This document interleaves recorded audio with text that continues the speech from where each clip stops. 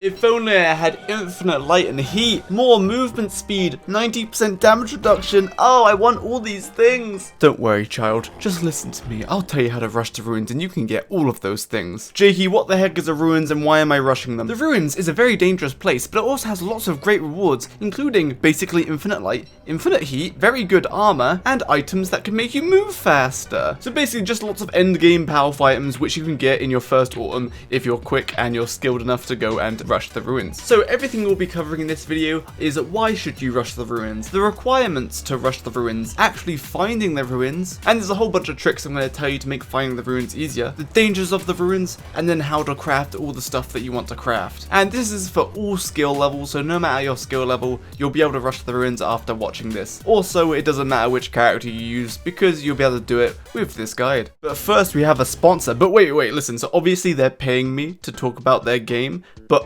what if I just like spent some of the money that they give me and give away 50 Don't Starve Together copies? Now don't worry, if you already owned Don't Starve Together, I'll give you skins instead. So stick around to the end of the ad and then I'll tell you how to enter the giveaway. And this video is sponsored by Raid Shadow Legends. Now I know that you've never ever heard of this game before, so let me tell you about it. Raid is a free game available on PC, Android and iOS. With over 600 champions, you can collect all the champions you want and become very strong. And the team over at Raid has just introduced a brand new clan boss called the Hydra. Now damn, this thing actually looks pretty cool. This thing is really hard to kill, but if you just chop off one of its heads, you can attack its neck and do some insane damage. And of course, it gives some very good rewards. Now I've played Raid in the past, and my favorite thing about Raid is that when you're a new player, you get so many rewards given to you that you're kept busy the entire time. Speaking of new player rewards, if you click the link in my description or scan the QR code on screen, that's pretty nifty. For the next 30 days, new players will be able to get a bunch of free stuff, including a mystery champion, ooh. And when you sign up, make sure to check your inbox here. That is where all of your rewards will be hiding. Raid is also giving away a super limited edition champion to every single player called Simple. All you have to do is log in for 7 days between now and January 28th and you get him for free. So thank you Raid for sponsoring this video. Anyway, now that that's done, to enter the giveaway, you need to do 3 simple things. 1, you need to watch the video and then leave a comment about how the video helped you or what tips you can give to someone else to help them out with their ruins rush. Then give me either your Discord tag or your Steam friend code. I'd prefer your Discord tag. And then whether you want the Don't Starve Together game or a Don't Starve Together skin. And I'll randomly choose the 50 winners on January 31st. Now this part is optional, but you could like the video at the same time. Now, on with the video.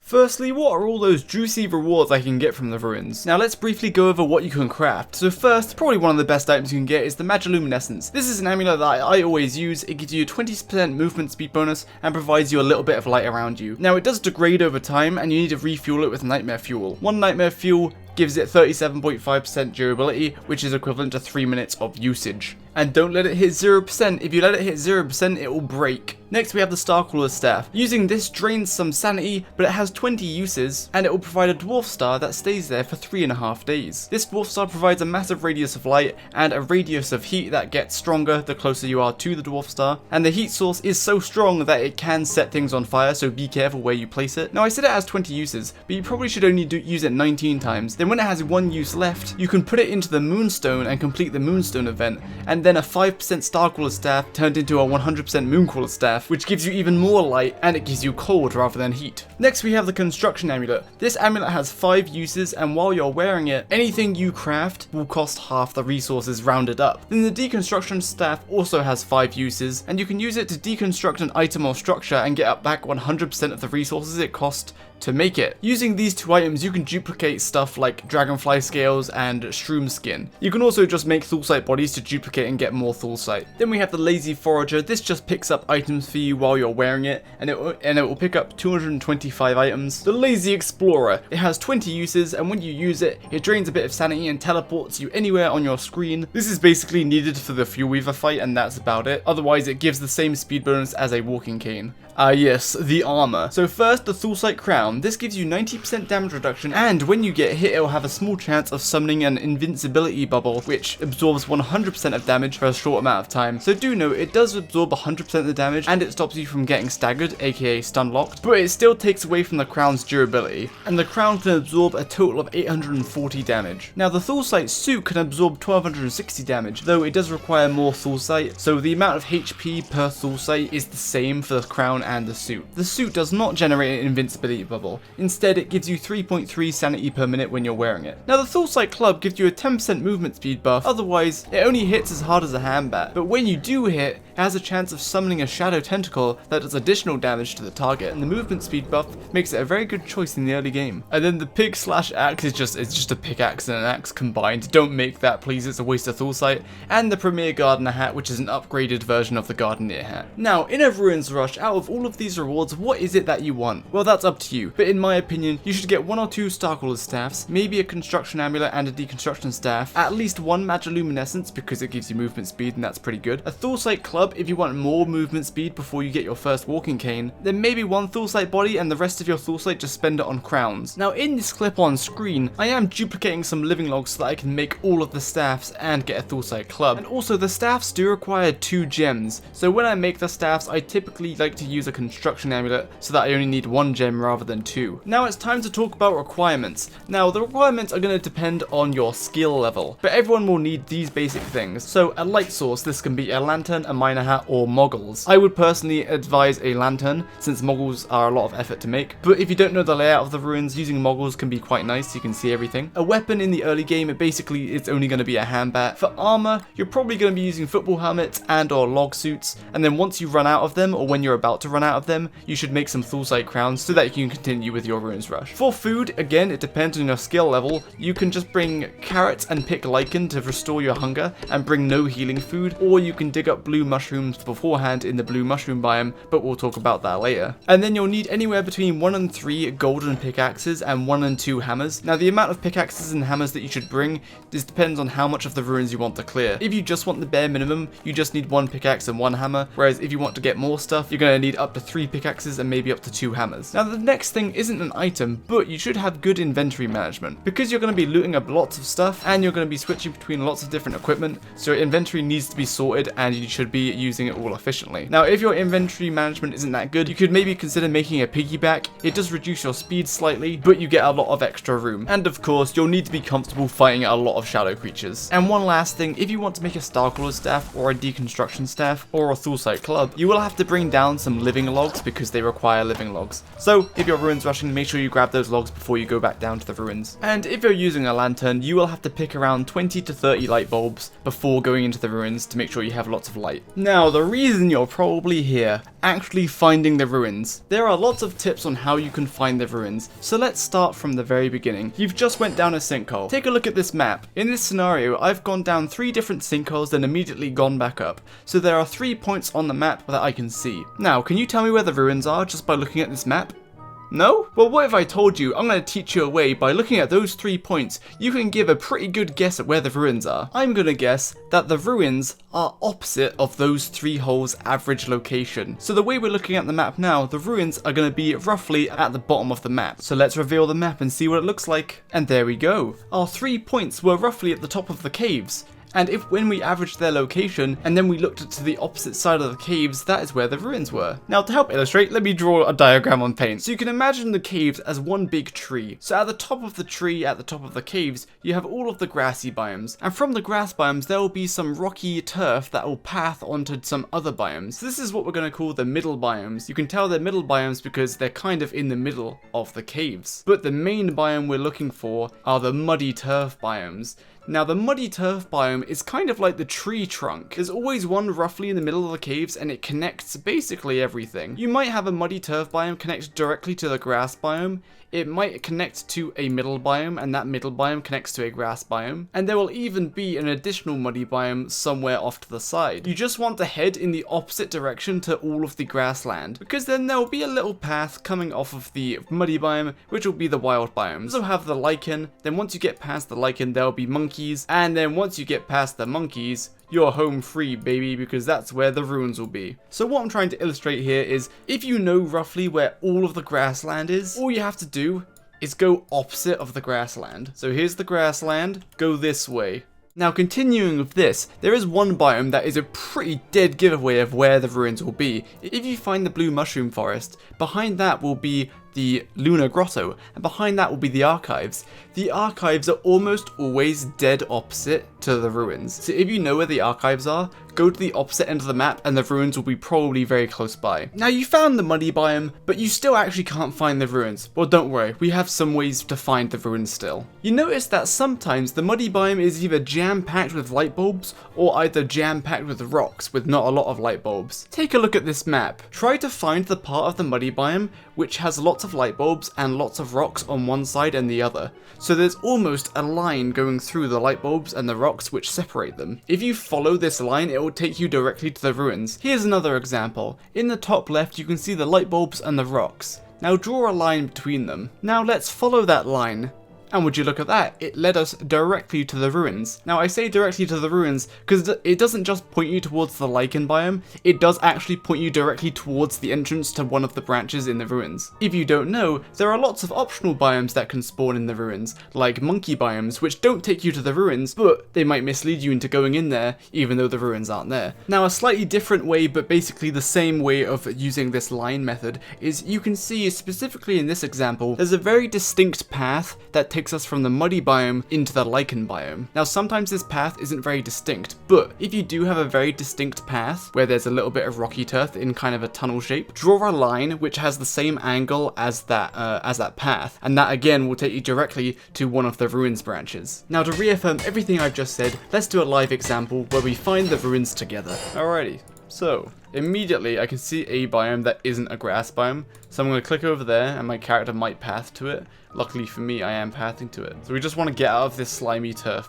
biome or the grass biome. Bunnies don't usually indicate anything, they can spawn basically anywhere inside of the green biomes. Here's a rocky biome, but here is barren / rocky turf. Actually, it's barren turf. But this is what I'm trying to say is this is a path, whereas this is a biome. Now, that path back there probably just goes back to nothing, because that's where the grass biome is. So we're going to just try get away, as far away as possible from the grass biome. So we're just going to walk opposite to where it is. So we're going to keep going this way. But also, we want to stick to the path. We don't want to run into these biomes. We just want to go through them. Hold on. Okay, this is a swamp. Swamps always spawn like at the back of the caves. But there's still a path, so we're going to keep following it. Muddy. And look at that, we followed the path and we found a muddy biome. So now you're basically home free. Just stay in the muddy biome. If we were to guess where the ruins are now, you don't have a lot of information to go on, but I would say that over here somewhere, top right. But so let's keep going, see if I'm right. Okay, so I said top right, that is very wrong. We have found the blue mushroom biome. We all know we need to travel in the opposite direction, the blue mushroom biome, and that will lead us to the ruins. So now I'm thinking the ruins are probably bottom right. So let's head to the bottom right. This is just an estimate, so we are going to try to stick to the other rules we know, which is when the light bulbs and rocks split, we need to follow that split. That's a really obvious split. See how there's rocks here and light bulbs here, and then there's a quite clear divide here. So now we're going to go in a straight line this way, and we'll almost definitely run into the ruins. The ruins, yeah, okay, so here's the ruins, and we're going to keep running in a straight line. But anyway, let's keep going. Oh, it is here. Okay, so we found it. You can see it was kind of a straight line. I had to veer off, but yeah, it was kind of a straight line. So as we can see, here we found the split, and we just kept following it until we found the ruins branch. Now, there usually are 2 or 3 ruins branches, but they're usually pretty close together. So if you just search around, you'll find the other few branches, if there are any. So now that you've found the ruins, you probably shouldn't go in yet until I've told you this. There are multiple phases in the ruins. There is the calm, the warning, the nightmare, and then finally the dawn phase. Each of these phases basically introduce new danger or not a lot of danger. So let's explain them. So the calm phase is the safe phase. This is where monkeys will stay as monkeys, all of the nightmare lights and nightmare fissures will stay closed, and it's relatively safe. Also, it's worth mentioning, when monkeys are normal monkeys, they can steal from hutch or anything you leave on the floor, so don't drop your lantern because the monkeys will snatch it up. Next we have the warning phase. During the warning phase, nightmare lights will open up a little bit, but shadow creatures do not spawn spawn. Nothing too dangerous is gonna happen yet, but pretty soon something's gonna happen. And that something is the nightmare phase. When the nightmare phase is active, all hell breaks loose. All of the nightmare lights and fishes open up, and each one can spawn up to 2 shadow creatures. Then spelunkies turn into shadow spelunkies, which are highly aggressive and will chase you in huge numbers. And every time you mine a statue, that statue might spawn a shadow creature. And then the dawn phase is just the end of the nightmare phase, so nightmare lights will start closing, but nightmare creatures will still spawn, and spelunkies will stay shadow monkeys until we return back to the calm phase. All of these phases have various lengths. So what does this all mean? Well, if you can see that it's the nightmare phase, so all the nightmare lights are open and there's a lot of shadow creatures, I would recommend just not entering the ruins, because during the nightmare phase, the ruins themselves aren't that dangerous, but the entrance to the ruins is quite dangerous, because the entrance to the ruins will always have nightmare fishes and spelunkies. So if you notice any shadow creatures or spelunkies, then just wait until the calm phase comes back around, because it will only take 2 or 3 minutes. Good job, you've made it into the ruins. Now the danger level is pretty similar throughout all of the nightmare phases, since the only thing the nightmare phase affects inside of the ruins itself is whether or not nightmare lights will be open, and usually there's not that many nightmare lights. So let's talk about the dangers inside the ruins. You know the clockworks, the clockwork knight, rook and bishop? Yep, all of those are here, and they spawn in various locations, the most dangerous of course being the bishop since he has a range attack. Now since this is a ruins rush, you want to be in and out as fast as possible, so you got to think about it. What do you really want? I would suggest avoiding all combat, since all you get from killing clockworks is potentially some gears, maybe some nightmare fuel, and if you kill a bishop then you'll get a purple gem as well. And the gears and frazzled wires you can get from hammering repaired clockworks, which only takes 2 seconds compared to killing clockworks, which can take a while. So yeah, I would recommend not killing any clockworks because it takes up time and it takes up your food, but otherwise if you are going to fight them, make sure you've brought food with you. Otherwise, the only other danger is that you will almost always be insane, so make sure you can deal with 2 or 3 shadow creatures at a time, because that will most likely what will be happening. So you told me to avoid combat, so what is it that I should be doing? You should be hammering broken clockworks until you use up all of your hammers. Now I don't tend to get more than 1 stack of frazzled wires because then you have loads of gold. 1 frazzled wire given to Pig King is 5 gold, so a stack of 40 frazzled wires will net you 200 gold. Then I would say like 6 gears or more, then you have some gears for a fridge, for an ice flinger mac, and maybe some weather panes if you choose to make that. But the main thing is you want to mine every single Thulsite statue that you see, because they will give you Thulsite, sometimes 2 Thulsite, and they'll give you a gem, and if they don't give you a gem then they give you nightmare fuel. So you're definitely gonna want to mine like 10 or 20 statues at least to get enough Thulsite for what you want to make. Now we're gonna talk about some set pieces that you might want to avoid or go towards. So look at the map. See this set piece with a bunch of broken clockworks in a square? Initially this looks pretty attractive, you know, you can hammer those down, except I would recommend not doing it, because in this set piece is 1 bishop and 2 rooks, and as you can imagine, you'd have to kill the bishop and then get hit by 2 rooks, and basically it will just take a lot of time, you'll take a lot of damage, and all you get are some gears and some frazzled wires, but you do have a small chance of getting gems from the clockworks. But in a ruins rush, I just wouldn't recommend doing this set piece. Next is this room with 8 Thulsite statues. Damn, that's a lot of statues. You want to mine all of them? No, it's a trick, because there are 2 clockwork bishops in one of the corners of the room. You can tell which corner because you can hear them and you can mouse over to check where they are. So what this means is that you can safely mine 6 of the statues without aggroing the bishops, but if you go too close to the other 2 statues that you can't mine,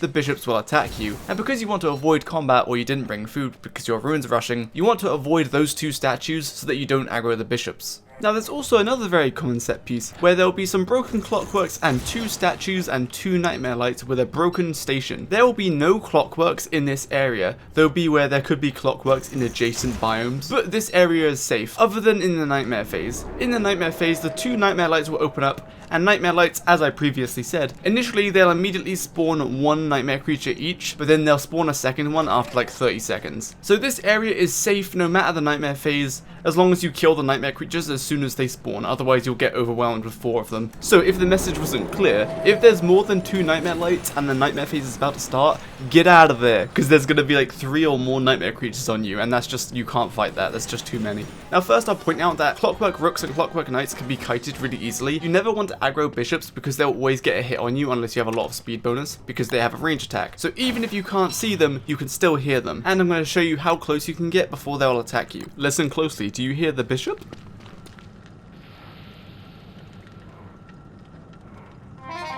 So as you can see, I can barely see him, but I can still hear him, and with just the lantern radius, this is how close you can get before the bishop will attack you, which looks like it's about a 3-tile radius.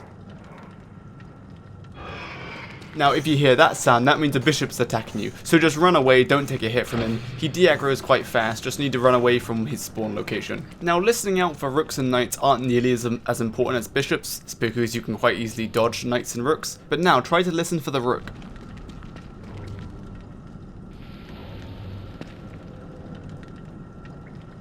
Notice that rooks are almost silent once you've woken them up, but while they're sleeping they do make a slight noise. And again, that's how close you can get before they attack you. Again, it's about 3 tiles. And lastly, let's listen for the clockwork knight noises.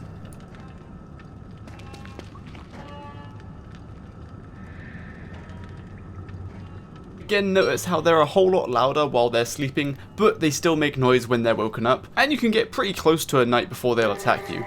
Now we're going to be talking about set pieces in the military biome. The military biome is a bunch of turf with the clockwork spread out all over the place, although their spawn location is not random, because I'm going to point out a few set pieces which are very consistent, and I can warn you of any dangers coming. So here we have a Thulsite statue, a broken clockwork, and a broken station. But what you can't see is that there is a clockwork knight next to the statue, and there is a clockwork bishop next to the broken clockwork. Now what this means is that you can mine that Thulsite statue as long as you stay away from the broken clockwork. You'll aggro the knight, but you can dodge him really easily, but you won't aggro the bishop as long as you don't go close to the station or the repaired clockwork. Now the reason that I'm not killing this knight is because, you probably know, all of the clockworks are unionized, meaning if you attack one of them, all close by clockworks will aggro onto you. So if I try to attack that knight, the bishop would then aggro onto me and start attacking me, even though I'm outside of his attack range.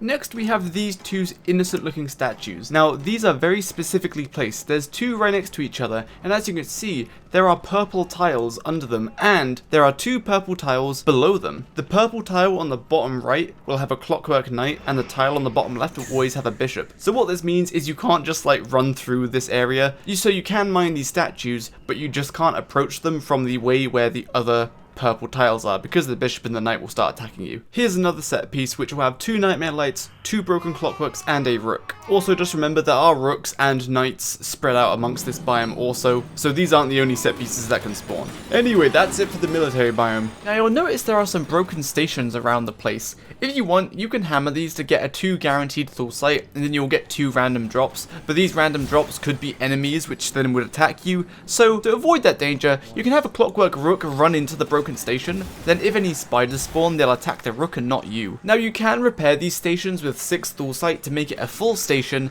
and the difference between a broken and a full station is a broken station can only make amulets and staffs, whereas the full station can make everything, including armor and Thulsite clubs. But there's always 1 guaranteed fully repaired station guarded by 2 bishops and 4 nightmare lights, so that's where we're going to be doing our crafting, because we don't want to spend 6 Thulsite on repairing a station ourselves. I'm just going to interject here. In a Ruins Rush, where you don't have a lot of Thulsite, you probably don't want to spend 6 Thulsite on repairing a station, but if you plan on playing this world for a long time, meaning you're going to come back to the ruins again and again, using the fully repaired station is a massive pain because of the 4 nightmare lights, which means you basically can't use it for a third of the time, because you can only use it when it's during the calm or the warning phase, otherwise there's too many nightmare creatures. I point this out because you might find a really cozy broken station which has no nightmare lights near it, or maybe only 1 or 2 nightmare lights. Now if you didn't know, when you kill Fuelweaver, everything in the ruins regenerates, all the clockworks, broken clockworks, statues, and any broken stations or the full station that you break. But once you've repaired a broken station, it won't get deleted when the ruins reset. So once you've repaired a broken station once,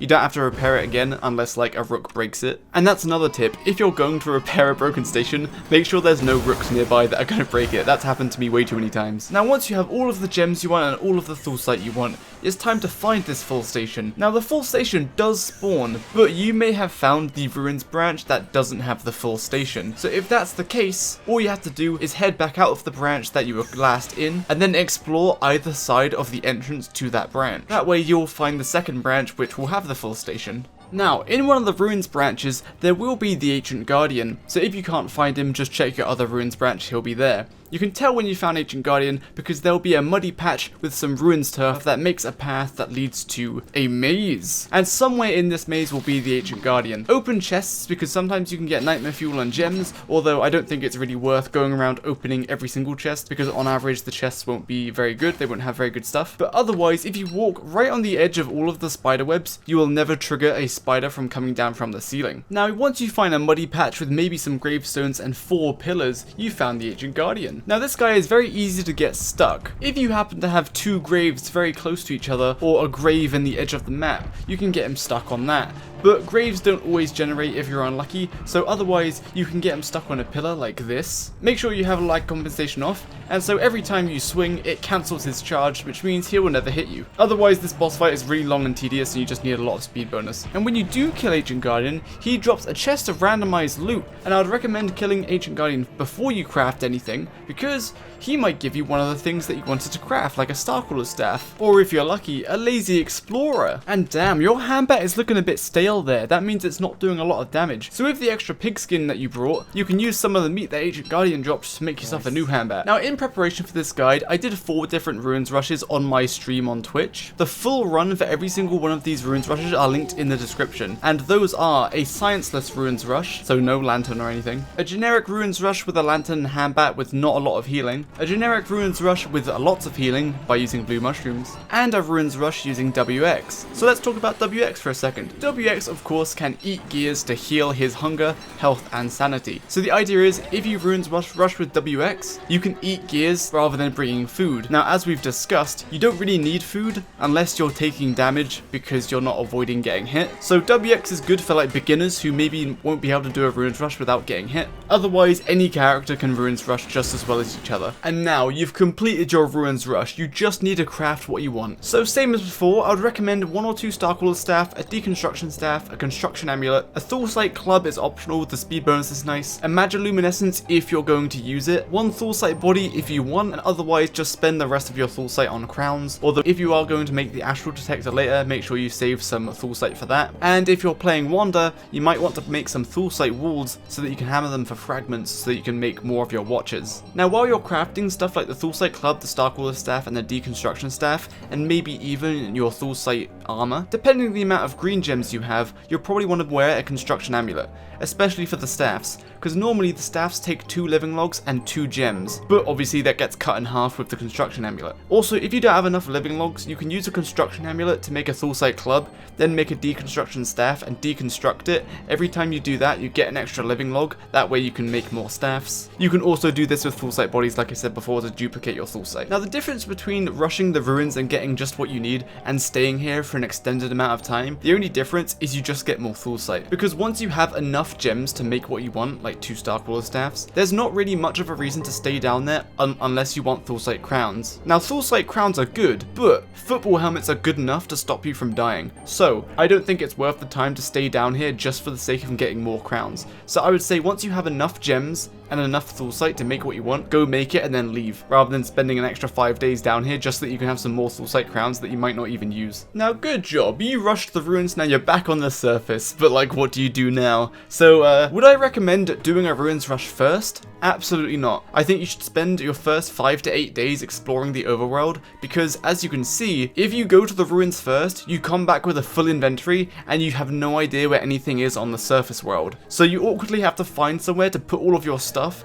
then you need to continue exploring so that you can gather things that you actually need, like charcoal and rocks and stuff like that. Because otherwise, if you carried around all this ruins gear, while you're exploring, you'll have no room to pick any like reeds or anything. So I would highly recommend that you find somewhere to base by like day 6 or 10, and then go to the ruins for 5 days, and then come back. In fact, that's exactly what I do in my speedruns. Now, like I said, in the description there are examples of full runs of every method of ruins rush that I've mentioned, which is scienceless, alchemy with no healing, alchemy with healing, and with WX. So my closing remarks are, I think doing a full ruins clear in your first autumn is completely unnecessary. You don't need that much gold, that much gears, and that much Thulsite. I would say get exactly what you need, then leave so you're only there for 4 or 5, maybe even 3 days. And then continue exploring the overworld. But ultimately, you should play however you want. You should play the character you want and play the way you want because it is fun for you. So these are my general recommendations, but you don't have to follow them at all. But anyway, this video took like a week to make, so thanks for watching. watching,